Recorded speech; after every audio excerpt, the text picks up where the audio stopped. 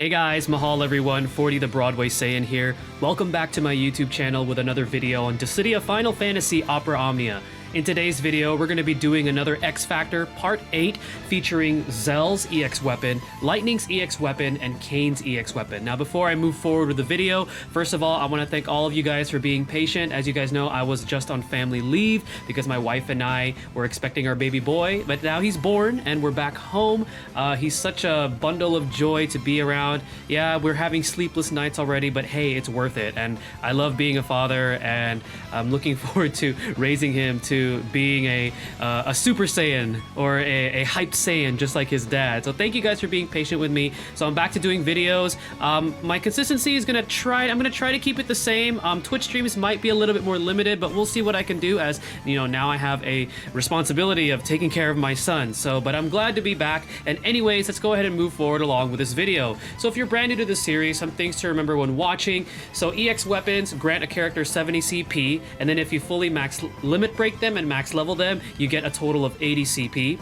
And then EX abilities do have different recast speeds ranging from slow to fast, and the video series is intended not only to show off the amazing weapons, but also help newer players or free-to-play players understand if the said character can still be useful even without it, because EX weapons, as we know, have the lowest drop rate amongst the 5-star weapons that you can acquire in Opera Omnia. So we're going to start off first with Zell, and surprisingly, upon the making this video, this weapon is currently live to pull for on the global version of the game. Square really pulled a surprise on us, putting this on the Fang banner versus the Tidus EX, which was originally supposed to appear. So anyways, Zell's EX is called Ehrgeiz or Ehrgeiz. Not entirely sure what the correct pronunciation is, but I think that's how you say it. This gives him the ability different beat. Now this is going to be a long one, because this EX weapon actually does a lot for Zell. So first of all, it's a 9-hit melee Brave plus HP attack with a 630% Brave damage potency, which is quite high. That's actually one of the highest that we've seen thus far. It also has a Brave overflow of up to 150% of max Brave, which makes it even better.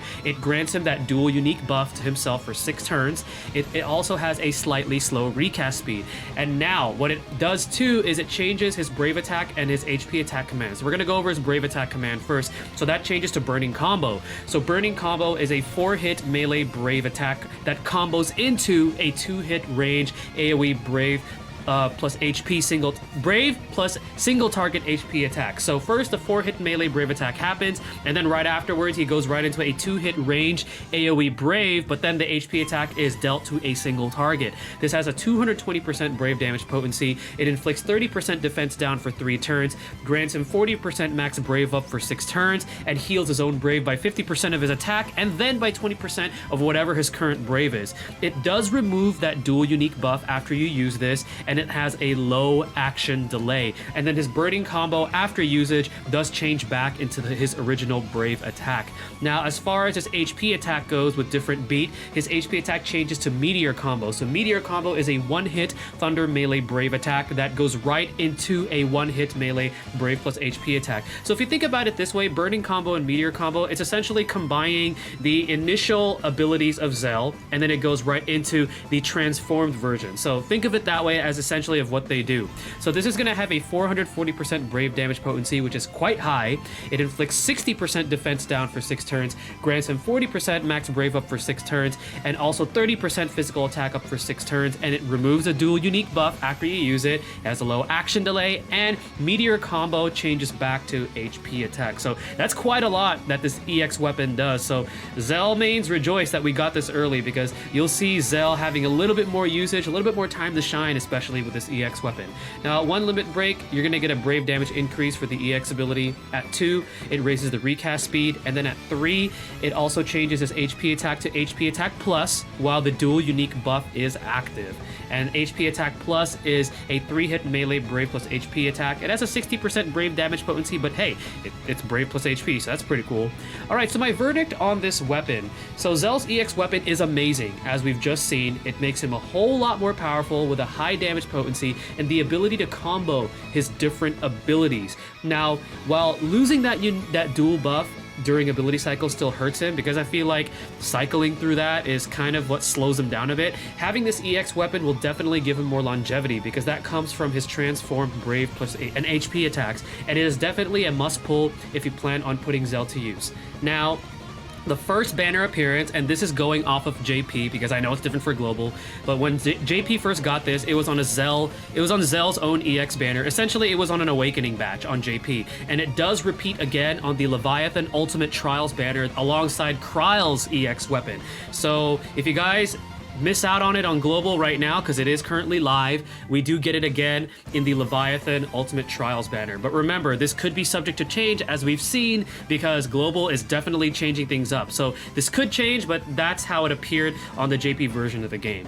All right, so the next EX weapon we're going to talk about is a fan favorite, Lightning, Final Fantasy XIII's famous heroine. So her EX is called Overture. It gives her the EX ability Army of One or Army of One Plus, and we'll go over how to get the plus version active. So Army of One and Army of One Plus is first starts off with a one-hit melee brave attack, and then it goes right into a two-hit melee brave plus HP attack, and then right into another two-hit melee brave plus HP attack. So it's essentially it's three back-to-back melee brave plus HP attacks. It has a total of 300% brave damage potency, but if you are breaking a target or you're using this ability on a broken target, it jumps up to 450%. Now, this also heals Lightning's HP after she uses this ability based on the HP damage she deals, and that caps out to 10% of max HP, which also the excess heals are transferred to her Brave. It also delays the target for 1 turn, but if it's the plus version, it's for 2 turns, so that's pretty cool. And then it grants her a unique buff called Knight of Etro for 3 turns, which grants her 20% attack, 40% max Brave, and also enchants her Brave attacks with the lightning or the thunder element. It also gives her a free ability usage on her next turn, which is pretty cool. And if her Ravager unique buff is active, it changes Army of One to Army of One Plus. And if Knight of Etro unique buff is active when you use this EX ability, upon breaking a target, first of all, you reduce Lightning's action delay completely, so essentially her turn comes right back if you have Knight of Etro active when you're breaking a target with this. And it also grants Lightning a free turn, and this free turn doesn't count towards the turn count. Now, this only works for a normal turn, so that free turn, you can't proc it with another free turn after you break another target. So that's pretty cool. That's a lot that she can do right there. Now, at one limit break, this weapon gets a brave damage increase for Army of One and Army of One Plus.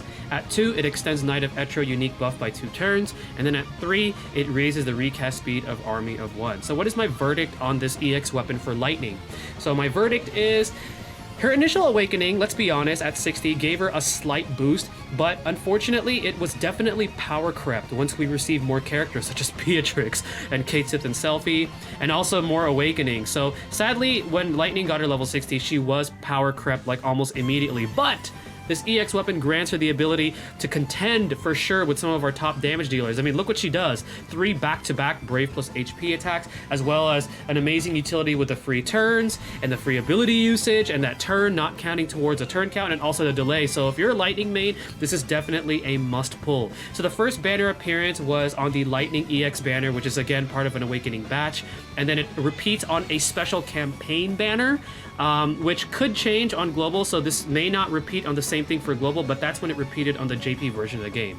Final EX up we're going to talk about is going to be Kain's Dragoon Lance, which gives him the EX ability Fang and Claw, which is a 5-hit range Brave plus HP attack that has a 500% Brave damage potency and a Brave overflow up to 120% of max Brave. It also auto-initiates the chase or the launch sequence, so now he has the ability to also be a launcher with this EX ability.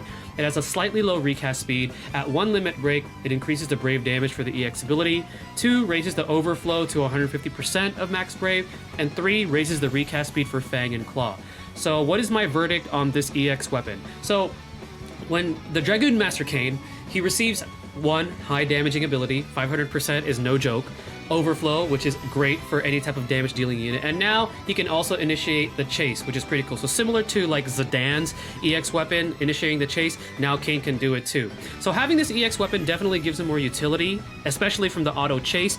So Kain mains will definitely benefit from having it. However, I feel like even without it, and you'll see it when we talk about Kain's awakening because we are getting his lost chapter soon in global, he can still perform for fairly well. So this, I feel like this is a 50-50, even if you are a Kain main, because even without it, with his initial awakening, he can still perform as a ranged damage dealing unit. So his first banner appearance for this EX weapon is on the Kain Lost Chapters, which is coming very soon to Global, and then it does repeat on a special campaign banner, as you see right there. But again, remember, this can potentially change with a global version of the game. Alright guys, well this is going to conclude part 8 of my video series, The X Factor. Hopefully you guys enjoyed this video. Again, it's good to be back to doing this. Once again, this is 40 the Broadway saying stay tuned for the next video, and mahal everyone.